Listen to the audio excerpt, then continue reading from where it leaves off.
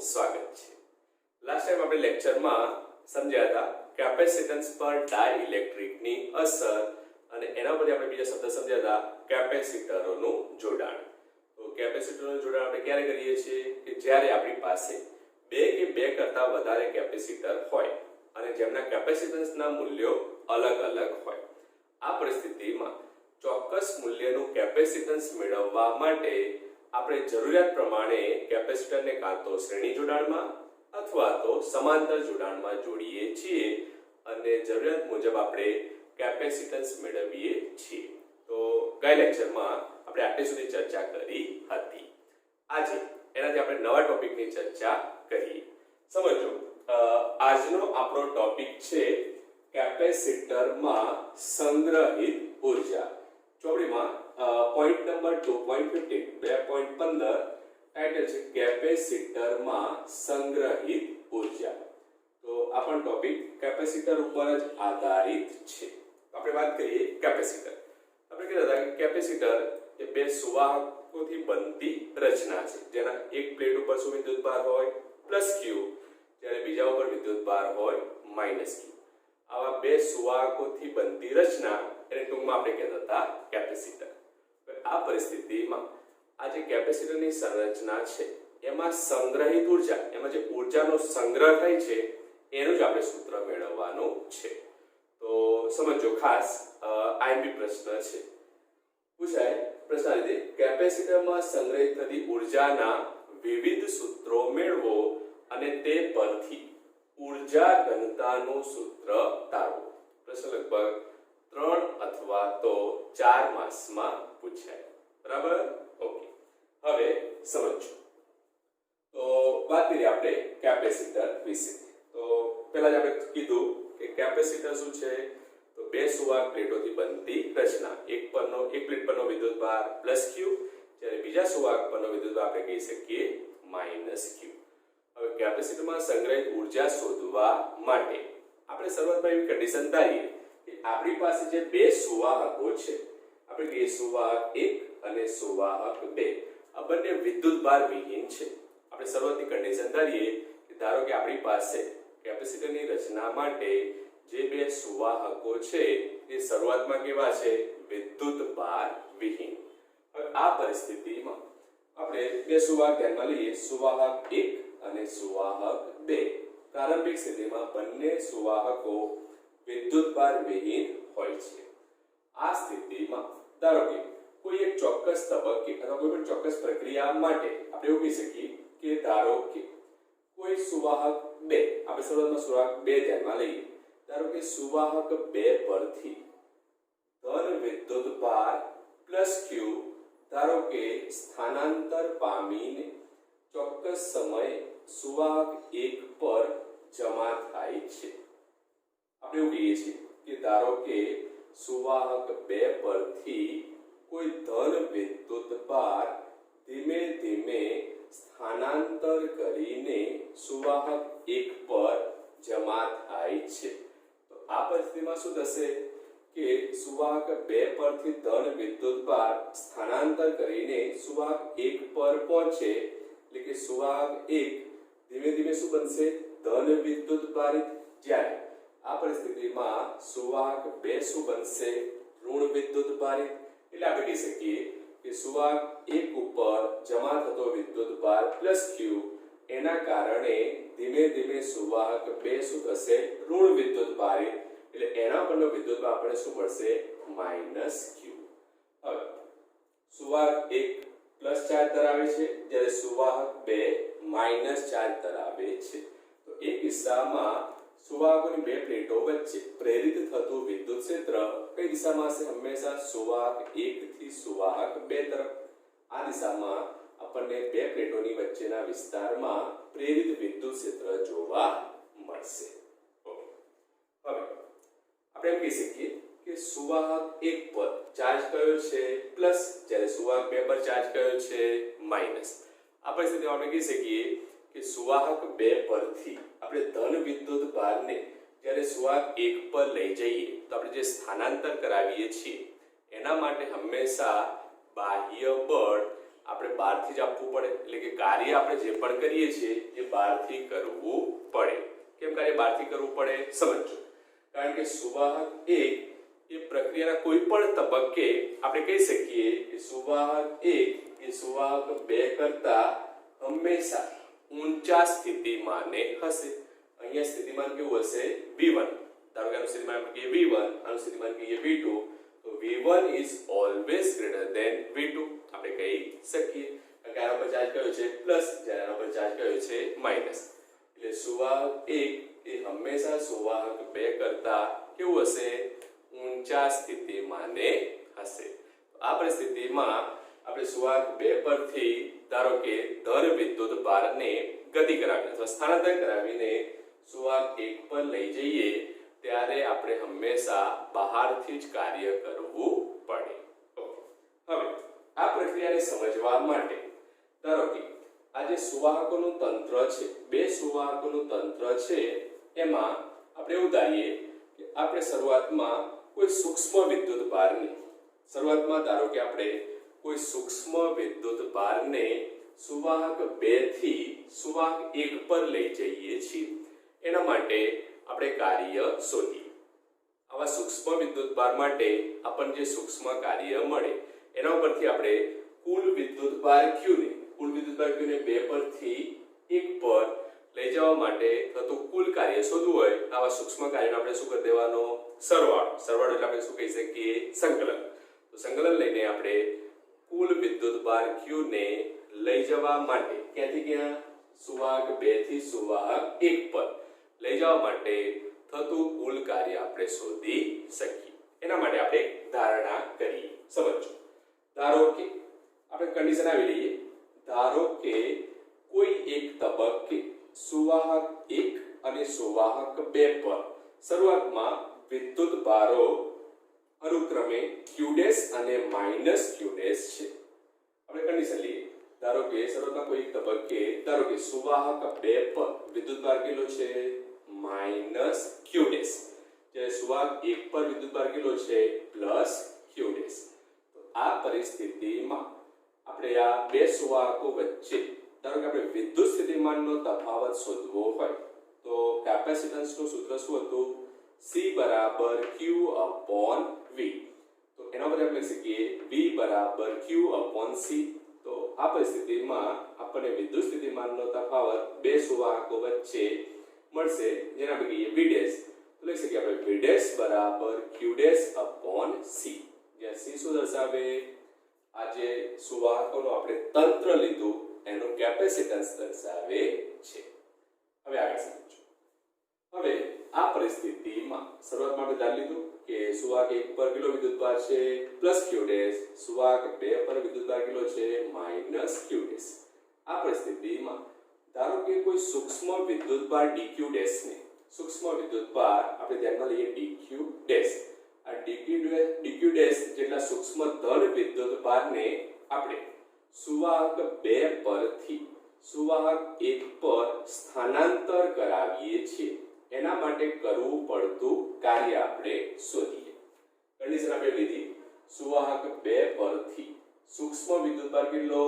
dq'. અને સુવાહક 2 પરથી આપણે ક્યાં લઈ જવો છે? સુવાહક 1 પર. તો સ્થાનાંતર કરાવીએ તે દરમિયાન થતું સૂક્ષ્મ કાર્ય આપણે શોધવું છે. સૂક્ષ્મ વિદ્યુત ભાર છે dq'. તો કાર્ય પણ શું કહીએ આપણે? સૂક્ષ્મ.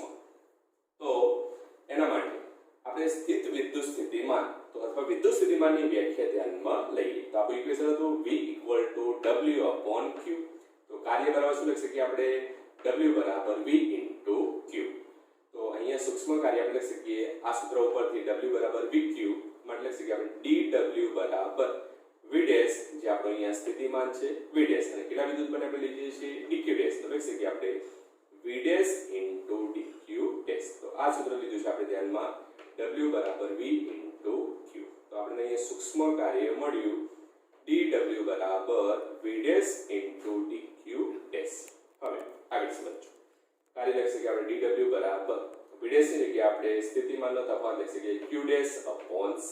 તો અહીંયા તફાવત આવી ગયો Q'/C * dq'. તો આ જે આપણે સૂક્ષ્મ કાર્ય dW મળ્યું સમીકરણ 1 એ શું દર્શાવે છે? સુવાહક 2 પરથી સૂક્ષ્મ વિદ્યુતભાર dq' ને સુવાહક 2 પરથી સુવાહક 1 પર લઈ જવા માટે કરવું પડતું સૂક્ષ્મ કાર્ય. પરંતુ આપણે તો શું લેવાનું છે? વિદ્યુતભાર q'. આપણે ધન વિદ્યુતભાર q' ને સુવાહક 2 પરથી ક્યાં લઈ જવો છે? સુવાહક 1 પર. તો એના માટે કરવું પડતું કુલ કાર્ય શોધવું હોય તો સૂક્ષ્મ કાર્યોનો શું કરવાનો? સરવાળો. સરવાળો એટલે આપણે શું કહી શકીએ? સંકલન. ઓકે, તો સમજો હવે. તો એના માટે આપણે આવું કહી શકીએ કે સુવાહક 2 પરથી સુવાહક 1 પર પ્લસ q વિદ્યુતભારને લઈ જવા માટે કરવું પડતું કુલ કાર્ય. તો આ જે સૂક્ષ્મ કાર્ય છે એવા બધા જ ઘટકોનો શું કરીએ? સરવાળો. સરવાળો એટલે કહી શકીએ આપણે સંકલન. તો લઈ શકીએ કરવું પડતું કુલ કાર્ય w બરાબર ઇન્ટિગ્રેશન dw. તો સંકલન dw આપણે કહી શકીએ. માટે w બરાબર લિમિટ શરૂઆતમાં વિદ્યુતભાર હોય 0 0 થી આપણે ક્યાં લઈ જશે? q વિદ્યુતભાર. એટલે 2 ઉપરથી વિદ્યુતભાર q ને આપણે ક્યાં લઈએ છીએ? સુવાહક 1 પર. તો આપણે લખી શકીએ કન્ડિશન 0 થી q. તો અહીંયા dw ની જગ્યાએ આપણે શું લખી શકીએ? q' c into dq'. q' upon c into dq'. હવે c ને આપણે આગળ લખી દઈએ 1/c સંકલન 0 થી q q' into dq'. તો 1/c q'. q' નું સંકલન નિયમે જ સંકલન x to n into dx. તો પદ આપણને શું મળશે? x to n+1 upon n+1. ટૂંકમાં આપણે એમ પણ કહી શકીએ ઘાતમાં 1 ઉમેરવાનો એટલા જ વડે ભાગવાનો. તો આ પરિસ્થિતિમાં આપણે લખી શકીએ 1/c q' ની કે સંકલન કરો પદ શું મળશે? q²/2 q²/2 ઘાતમાં 1 ઉમેરો 1+1 એટલા જ વડે ભાગો 1+1 તો /2 q²/2 લિમિટ 0 થી q. હવે 2 ને આપણે આગળ લખી દઈએ 1/2c q' ની જગ્યાએ upper limit q minus lower limit 0. તો q² ની જગ્યાએ આવી જશે q². તો આ પરિસ્થિતિમાં થતું કુલ કાર્ય w આપણને મળશે w બરાબર q²/2c. હવે સમજો અહીંયા કાર્ય w શું દર્શાવે છે? આપણને ઇક્વેશન મળ્યું કે w બરાબર q²/2c q²/2c એ શું દર્શાવે છે? તો આ કાર્ય દર્શાવે છે કે આપણે જ્યારે વિદ્યુતભાર q ને સુવાહક 2 પરથી સુવાહક 1 પર લઈ જઈએ તે દરમિયાન થતું કુલ કાર્ય જે આપણે અહીંયા આ સૂત્રથી દર્શાવી શકીએ. તો શરૂઆતમાં આપણે અહીંયા સૂક્ષ્મ વિદ્યુતભાર શું લીધું તો dq. એટલો વિદ્યુતભાર 2 ઉપરથી ક્યાં જાય છે? 1 ઉપર. એટલે આપણો વિદ્યુતભાર 2 ઉપર શું થાય? ઘટે. માટે અહીંયા આપણે લખીશું -dq'. તો આપણે અહીંયા કાર્યનો સૂત્ર આ રીતે મેળવી શકીએ છીએ. બરાબર? ઓકે. હવે આગળ સમજો કે અહીંયા આપણે વિદ્યુતભારની વાત કરીએ છીએ. એક સુવાહક પર વિદ્યુતભાર શું છે? +q. બીજા પર વિદ્યુતભાર શું છે? -q. બે વિદ્યુતભારો હોય એટલે આપણે વિદ્યુત બળની વાત આવે. અને વિદ્યુત બળ આપણે અગાઉ સમજી ચૂક્યા છીએ કે વિદ્યુત બળ કેવું હોય છે? સંરક્ષી બળ હોય છે. વિદ્યુત બળ જો સંરક્ષી બળ હોય તો એ કિસ્સામાં કહી શકીએ કે આ સુવાહકોના તંત્ર માટે થતું કુલ કાર્ય જે છે એ કાર્ય તેમાં સ્થિતિ ઊર્જા સ્વરૂપે સંગ્રહ પામે છે. તો વિદ્યુતભારનું તંત્ર એટલે વિદ્યુત બળ કેવું છે? સંરક્ષી બળ. એટલે અહીંયા જે પણ આપણે કાર્ય કરીએ એ તંત્રમાં કોના સ્વરૂપે? સ્થિતિ ઊર્જા સ્વરૂપે સંગ્રહ પામે છે. હવે આપણે w ની જગ્યાએ શું લખી શકીએ? u. તો સ્થિતિ ઊર્જા u આપણે લખી શકીએ u બરાબર w ની જગ્યાએ આવી જશે u બરાબર q²/2c. તો આ કેપેસિટરમાં સંગ્રહ પામતી ઊર્જાનું પહેલું સ્વરૂપ અથવા પહેલું સૂત્ર આપણે એને કહી શકીએ. હવે એમાં ઊર્જાના આપણે અન્ય સ્વરૂપ પણ મેળવી શકીએ. હવે અન્ય સ્વરૂપ આપણે કેવી રીતે મેળવી શકીએ સમજો. હવે આપણા માટે કેપેસિટન્સનું સૂત્ર શું? C બરાબર q/v. તો q બરાબર શું લખી શકીએ આપણે? cv. તો q ની જગ્યાએ આપણે લખી દઈએ cv. એટલે આવી જશે અહીંયા q બરાબર c²v². q² છે માટે c²v²/2c. એક c કેન્સલ થઈ જશે. માટે સ્થિતિ ઊર્જાનું ઇક્વેશન U બરાબર 1/2 CV². તો આ કેપેસિટરમાં સંગ્રહ પામતી ઊર્જા માટે બીજું સ્વરૂપ આપણે કહી શકીએ. આ એક સ્વરૂપ, આ આપણા માટે છે બીજું સ્વરૂપ. તો કેપેસિટરમાં સંગ્રહ પામતી ઊર્જાનું જો આપણે સૂત્ર અલગ અલગ અહીંયા વાપરવું હોય તો ડેટા પણ પ્રમાણ તમે વાપરી શકો છો. તમને MCQ માં પૂછાય, ટર્મ્સ આપી દીધો C અને V અને ઊર્જા માંગે તો આ સૂત્ર વાપરી શકો. વિદ્યુતભાર Q અને C ની વેલ્યુ આપી હોય અને સ્થિતિ ઊર્જા માંગે તો આ સૂત્ર તમે ઉપયોગ કરી શકો છો. ટૂંકમાં આ બધા સૂત્રો શું દર્શાવે છે? કેપેસિટરમાં સંગ્રહ પામતી ઊર્જાના વિવિધ સ્વરૂપો છે એવું આપણે કહી શકીએ. તો આપણે આ બે સ્વરૂપની વાત કરી. ત્રીજું સ્વરૂપ મેળવીએ. ઇક્વેશન આપણા માટે છે 1/2 CV². તો ફરીથી પાછો આપણે કેપેસિટરનું સૂત્ર C બરાબર Q/V. અહીંયા C છે, C ની જગ્યાએ તમે શું લખી શકો? Q/V. તો ઉપર V² છે, છેદમાં શું આવે? V. તો એક V કેન્સલ થાય તો સમીકરણ શું મળશે? U બરાબર 1/2 ઉપર Q વધશે, V² એક V કેન્સલ એટલે આવી જશે V. તો આ સંગ્રહિત થતી ઊર્જાનું ત્રીજું સ્વરૂપ આપણે કહી શકીએ. તો MCQ માટે અને સ્વાધ્યાયમાં આપણે દાખલા પણ ગણીશું જેમાં આપણે આ સૂત્રનો ઉપયોગ કરવાનો છે. એટલે ટૂંકમાં કહી શકીએ કે કેપેસિટરમાં સંગ્રહ પામતી ઊર્જાના સૂત્રો આપણા માટે સ્વરૂપ કેટલા? 3. કયા કયા? નંબર 1 U બરાબર Q²/2C. નંબર 2 U બરાબર 1/2 CV². નંબર 3 U બરાબર 1/2 QV. જે પ્રમાણે તમને રકમમાં ડેટા આપે એ પ્રમાણે તમે યોગ્ય સૂત્રનો ઉપયોગ કરી શકો છો. ઓકે, સાચું. હવે આગળ આપીએ. એમાં તમારે ઊર્જા ઘનતાનું સૂત્ર તારવવું છે. તો સમજો કે ઊર્જા ઘનતા શું દર્શાવે? તો આપણે કહી શકીએ અહીંયા કેપેસિટર માટે આપણે એમ કહી શકીએ એકમ કદ દીઠ ઊર્જા કેપેસિટરમાં જે સંગ્રહ પામતી ઊર્જા છે એને આપણે કહી શકીએ ઊર્જા ઘનતા. ટૂંકમાં યાદ રાખજો, ઊર્જા ઘનતાની વ્યાખ્યા શું? એકમ કદ દીઠ ઊર્જા, એને આપણે કહી શકીએ ઊર્જા ઘનતા. હવે આપણે એનું સૂત્ર તારવવું છે. તો એના માટે આપણે આ રીતે વાત કરીએ.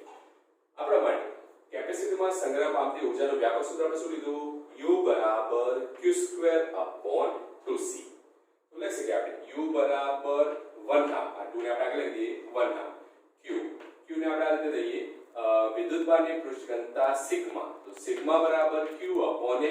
તો Q બરાબર આપણે શું લખી શકીએ? Sigma * A. માટે Q² ની જગ્યાએ આપણે લખ્યું σ² * A² ઇન્ટુ છેદમાં શું વધ્યું? C. તો કેપેસિટર માટે આપણે કેપેસિટરનું સૂત્ર તાર્યું હતું C બરાબર ε0 A/d.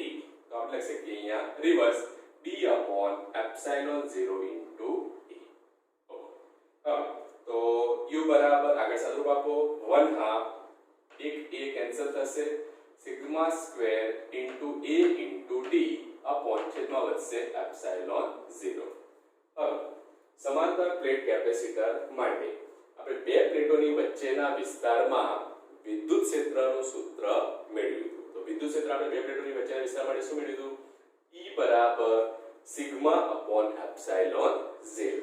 તો આ પરિસ્થિતિમાં આપણે કહી શકીએ અહીંયા સમજો U બરાબર 1/2. હવે જો અહીંયા પર છે σ²/ε0. હવે આપણે બંને બાજુ સ્ક્વેર કરવા માટે આ જે સમીકરણ છે એને ε0 વડે ગુણીએ, ε0 વડે ભાગીએ.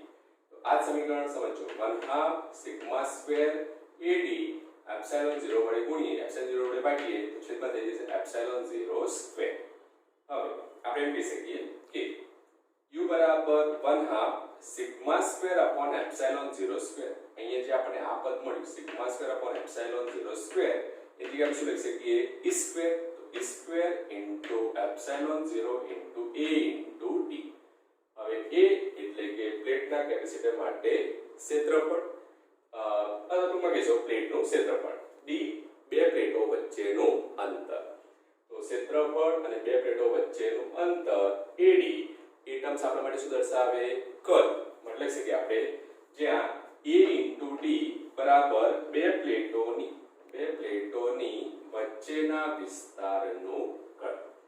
હવે ईडी ने આપણે છેદમાં લઈ જઈએ તો આ આપણા માટે ઊર્જા છે, એડી આપણા માટે શું છે કદ, આ પદ જાય નીચે લખી શકીએ આપણે u upon ad, તો u upon ad બરાબર આપણે ટર્મ્સ મળશે 1/2 એપ્સિલોન 0 into e સ્ક્વેર. હવે ઊર્જા ભાગ્યા કદ, ઊર્જા એડી શું છે કદ, ઊર્જા ભાગ્યા કદ એટલે કઈ ભૌતિક રાશિ મળે આપણને ઊર્જા ઘનતા, એને આપણે વ્યાપક રીતે u વડે દર્શાવી શકીએ. u લખો અથવા રોઈ, આ રીતે આપણે એને રોઈ તરીકે પણ દર્શાવી શકીએ છીએ. તો રોઈ લખો અથવા u જે શું દર્શાવે એકમ કદ દીઠ ઊર્જા એટલે કે ઊર્જા ઘનતા. તો ઊર્જા ઘનતાનો આપણા માટે વ્યાપક સૂત્ર શું, u બરાબર 1/2 એપ્સિલોન 0 into e સ્ક્વેર. બરાબર. ઓકે, તો આ આપણે સૂત્ર કોનું મેળવ્યું, ઊર્જા ઘનતા. ઊર્જા ઘનતા શું દર્શાવે એકમ કદ દીઠ ઊર્જા. તો અહીંયા આપણે આ પ્રશ્ન અહીંયા પૂર્ણ થાય છે. સમજો આપણે સમજ્યા કેપેસિટીમાં સંગ્રહ પામતી ઊર્જાના વિવિધ સૂત્રો મેળવી તે પરથી ઊર્જા ઘનતાનું સૂત્ર તારવો. ઊર્જા ઘનતાનું સૂત્ર શું આપણા માટે રોઈ બોલો અથવા તો u કહી શકો, u બરાબર 1/2 epsilon 0 into e square. Okay, okay. તો હવે આપણે આગળ જોઈએ ઉદાહરણ 2.8. આપણે થિયરી ચર્ચા કરી કેપેસિટરમાં સંગ્રહિત ઊર્જા. આઈએમપી પ્રશ્ન છે 3 અથવા તો 4 માર્ક્સમાં પૂછાય એટલે ખાસ તૈયાર કરશો. ઓકે, હવે આગળ વાત કરીએ આપણે ઉદાહરણ 2.8. સમજો.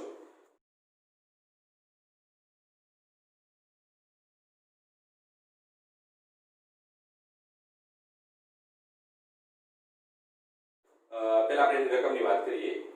રકમની કાયદે છે ડાઇલેક્ટ્રિક અચળાંક k ધરાવતા દ્રવ્યના એક ચોસલાનું ક્ષેત્રફળ સમાંતર પ્લેટ કેપેસિટરની પ્લેટ જેટલું છે. એટલે કે જે ચોસલું છે એનું ક્ષેત્રફળ આપણને સમાંતર પ્લેટ કેપેસિટર જેટલું આપેલું છે, સમાંતર પ્લેટ કેપેસિટરની પ્લેટ જેટલું આપેલું છે, પરંતુ તેની જાડાઈ 3/4d છે. જાડાઈ આપણે આપી 3d/4, 3d/4 એ ચોસલાની જાડાઈ આપણને આપેલી છે, જ્યાં d દર્શાવે છે બે પ્લેટ વચ્ચેનું અંતર. પ્રશ્ન પૂછે છે જ્યારે આ ચોસલાને પ્લેટો વચ્ચે દાખલ કરવામાં આવે ત્યારે કેપેસિટન્સમાં કેવો ફેરફાર થાય છે. દાખલો સમજો. એમાં એવું કહેવા માંગે કે ડાઇલેક્ટ્રિક અચળાંક k ધરાવતા એક દ્રવ્યના ચોસલાનું ક્ષેત્રફળ સમાંતર પ્લેટ કેપેસિટરની પ્લેટ જેટલું છે. એટલે ચોસલાનું ક્ષેત્રફળ કોના જેટલું, સમાંતર પ્લેટ કેપેસિટરના પ્લેટ જેટલું, પરંતુ તેની જાડાઈ આપણે કેટલી આપી છે 3d/4. ચોસલાની જાડાઈ 3d/4, જ્યાં d શું દર્શાવે બે પ્લેટો વચ્ચેનું અંતર. હવે પ્રશ્ન પૂછ્યો કે આ ચોસલાને બે પ્લેટો વચ્ચે દાખલ કરવામાં આવે. એટલે જો સમજો કે ધારો કે આ કેપેસિટરની બે પ્લેટો હોય, એની વચ્ચે ડાઇલેક્ટ્રિક પદાર્થને દાખલ કરવામાં આવે તો આ પરિસ્થિતિમાં કેપેસિટન્સમાં શું ફેરફાર થાય. આપણે પહેલા કન્ડિશન કહી શકીએ કે શરૂઆતમાં ધારો કેપેસિટરની બે પ્લેટો વચ્ચે માધ્યમ શૂન્યાવકાશ હોય અથવા તો હવા હોય. આ પરિસ્થિતિમાં આપણે કહી શકીએ કે એનું કેપેસિટન્સ કંઈક ચોક્કસ મૂલ્ય હશે.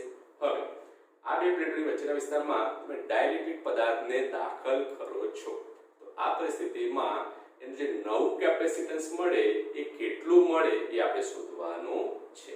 બરાબર. આપણી પાસે બે કન્ડિશન છે. તો સમજો કે આ બંને કિસ્સામાં આપણે એમ કહી શકીએ કે અહીંયા કેપેસિટર પરનો વિદ્યુતભાર તો બદલાતો નથી.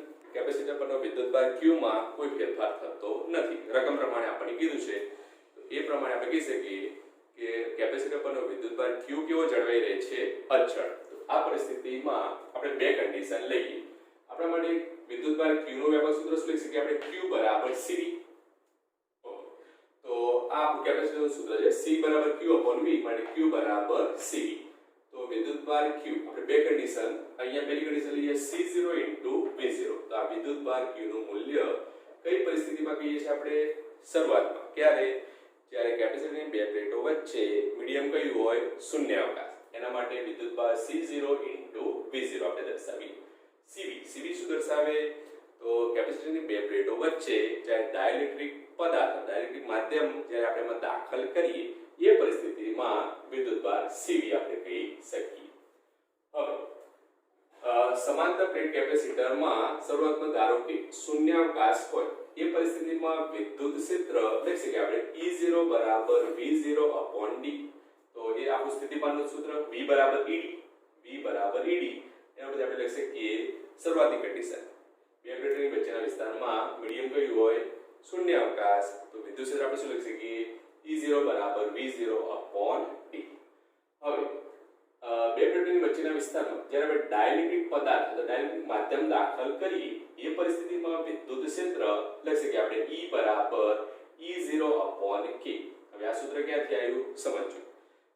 આગળના લેક્ચરમાં આપણે થિયરી સમજ્યા હતા કેપેસિટન્સ પર ડાઇલેક્ટ્રિક ની અસર। તો એમાં આપણે ડાઇલેક્ટ્રિક K ની અલગ-અલગ વ્યાખ્યાઓ જોઈ હતી। એક વ્યાખ્યા હતી K બરાબર એપ્સિલોન अपॉन એપ્સિલોન 0 અને બીજી વ્યાખ્યા આપણે સમજ્યા હતા K બરાબર E0 अपॉन E।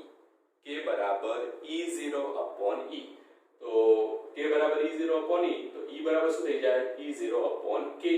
तो आ विद्युत क्षेत्र क्यारे ત્યારે બે પ્લેટની વચ્ચે આપણે શું દાખલ કરીએ ડાઇલેક્ટ્રિક પદાર્થ અથવા ચોસલું આપણે કહી શકીએ છીએ। તો એ પરિસ્થિતિમાં વિદ્યુત ક્ષેત્ર આપણને મળ્યું E બરાબર E0 अपॉन K। હવે સમીકરણ 1 ને આપણે ધ્યાનમાં લઈએ લખી શકીએ આપણે અહીંયા C0 જગ્યાએ C0 V0। તો વિદ્યુત ક્ષેત્ર શરૂઆતમાં આપણે કીધું કે શૂન્યાવકાશ હોય બે પ્લેટો વચ્ચે શૂન્યાવકાશ હોય तो V0 बराबर શું થઈ જાય E0 * D માટે લખી શકીએ આપણે અહીંયા V0 ની જગ્યાએ E0 * D બરાબર। ડાઇલેક્ટ્રિક દાખલ કર્યા પછી સ્થિતિમાન કેપેસિટન્સ C જે આપણે શોધવાનું છે અને V એટલે કે વિદ્યુત સ્થિતિમાન V બરાબર લખી શકીએ આપણે ED।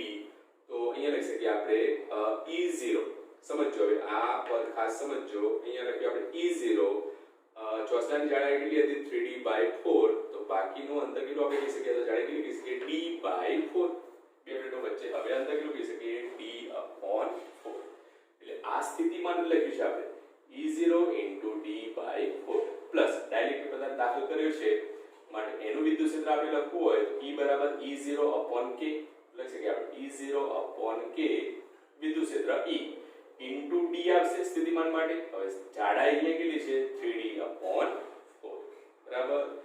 આ પદને ખાસ સમજો। આ આપણે સ્થિતિમાન લખી E0 * D અને E * D બરાબર છે E0 * D અને E0 E * D આપણે કહી શકીએ।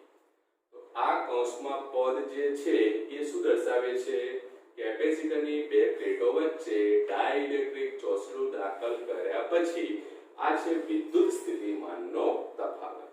આગળ સાદુરૂપ C0 * E0 * D બરાબર અહીંયા જે આપણે કોમન કાઢી લઈએ E0 * D તો C * E0 * D E લખીએ આપણે ચોક્કસ થોડું એપ્સિલોન જેવું લાગે છે એને આપણે E ચોક્કસ લખીએ સમજો E તો C * E0 * D અહીંયા કોમન શું વધશે 1/4 પ્લસ અહીંયા કોમન શું વધશે 3/4K। तो E0 * D कैंसल વધ્યું C0 બરાબર C અહીંયા લસા લઈ લઈએ આપણે 4K ઉપર પદ આવશે K+3 अपॉन 4K। હવે ડાઇલેક્ટ્રિક દાખલ કર્યા પછીનું કેપેસિટન્સ આપણે શોધવું છે જે કેટલું છે C। C0 શું દર્શાવે બે કેપેસિટર પ્લેટો વચ્ચે માધ્યમ કયું શૂન્યાવકાશ એ કિસ્સામાં કેપેસિટન્સ C0 તો આપણે શોધવાનું છે C। C ने करता बनाओ तो C बराबर C0 into bracket 4K upon K+3। હવે K શું દર્શાવે છે અહીંયા ડાઇલેક્ટ્રિક અચળાંક જે આપણો અહીંયા જવાબ છે। તો નવું કેપેસિટન્સ કેટલું C બરાબર C0 4K upon K+3 આપણે કહી શકીએ। હવે K ડાઇલેક્ટ્રિક અચળાંક એની વેલ્યુ આપણે ગમે તે ધારીએ ધારો કે 3 લઈએ તો 3 લઈએ તો અહીંયા શું થાય 4 * 3 12 અહીં શું થશે 3 + 3 તો અહીંયા 4 * 3 12 અહીંયા 3 + 3 એટલે કે 6 તો અહીંયા 12/6 એટલે જવાબ ગ્રેટર ધેન 1 મળશે અથવા જવાબ આપણે ચોક્કસ કહીએ આપણા ઉદાહરણ પ્રમાણે તો 12/6 એટલે 2 મળશે એટલે આપણે કહી શકીએ C બરાબર 2 * C0 C બરાબર 2 * C0 એટલે આના પરથી પણ આપણે કહી શકીએ કે જ્યારે શૂન્યાવકાશ હોય એ પરિસ્થિતિમાં જે કેપેસિટન્સ હોય એના કરતા ડાઇલેક્ટ્રિક માધ્યમ દાખલ કર્યા પછી કેપેસિટન્સના મૂલ્યમાં શું થાય છે? વધારો થાય છે. કારણ કે એ સંબંધ જો 4k છે, ગુણાકારમાં જ આવશે. કોઈ પણ પદ તમે લેજો ગુણાકારમાં. ધારો કે 3 લો તો 4 ગુણ્યા 3 આપણે કીધું 12. અહીંયા 3 વત્તા 3 એટલે 6. 12 ભાગ્યા 6 એટલે જવાબ મળ્યો આપણને 2. અથવા ગમે તે ધારો 5 તો અહીંયા 5 લેશો k ની વેલ્યુ તો 5 ગુણ્યા 4 20. અહીંયા થશે 5 વત્તા 3 8. તો પણ જવાબ ગ્રેટર ધેન 1 મળશે. એટલે કહી શકીએ કે કેપેસિટરની બે પ્લેટો વચ્ચે ડાઇલેક્ટ્રિક પદાર્થ દાખલ કર્યા પછી કેપેસિટન્સમાં હંમેશા અહીંયા શું થશે? વધારો થશે. તો આ આપણા માટે અહીંયા જવાબ છે. કિંમત આપણે ખાલી ઉદાહરણ સમજવા માટે આપણે ધ્યાનમાં લીધી છે. ઓકે, હવે આનો સ્ક્રીનશોટ લઈ લેશું.